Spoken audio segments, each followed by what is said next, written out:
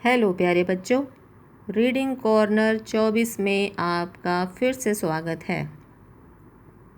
आशा करती हूँ आप सब स्वस्थ होंगे और मस्त होंगे। आज की कहानी का नाम है कर्ज का बोझ। एक बार तेनालीराम की पत्नी बीमार पड़ गई तो तेनालीराम को उसके इलाज के लिए महाराज से 1000 स्वर्ण मुद्राएं उधार लेनी पड़ी। खैर, उचित देखभाल और इलाज से उसकी पत्नी ठीक हो गई। एक दिन महाराज ने तेनालीराम से कहा, तेनालीराम, अब हमारा कर्जा चुकाओ। तेनालीराम कर्ज की वह रकम देना नहीं चाहते थे, अतः हाँ हूँ और आज कल करके बात को टाल रहे थे।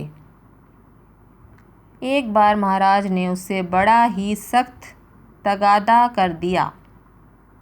महाराज जितना सख्त तगादा करते, तेनालीराम की कर्ज न देने की इच्छा दृढ़ होती जाती।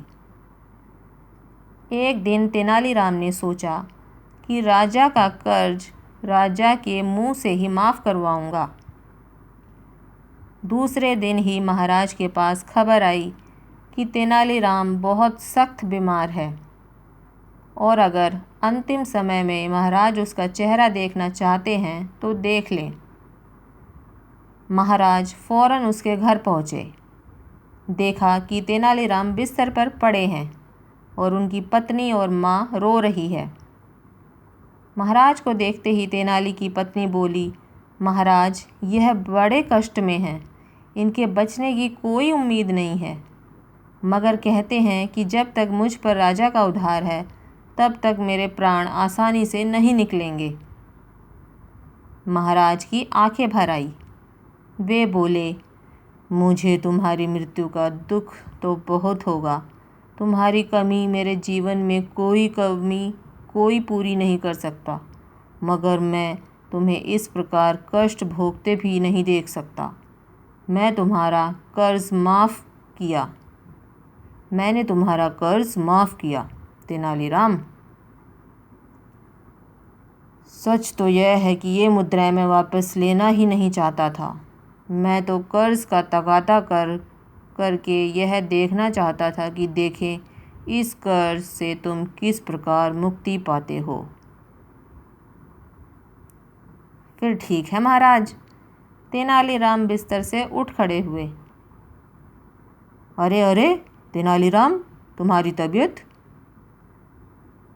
अब बिल्कुल ठीक है महाराज। दरअसल मैं तो आपके कर्ज के बोझ से मर रहा था, किंतु अब जब आपने कर्ज माफ़ ही कर दिया है तो कैसा मरना। आप धन्य हैं महाराज, जो आपने मुझे असमय ही मरने से बचा लिया। मैं तो चाहता हूँ कि मैं जन्म जन्म तक आप जैसे कृपालु राजा की सेवा करता रहूँ।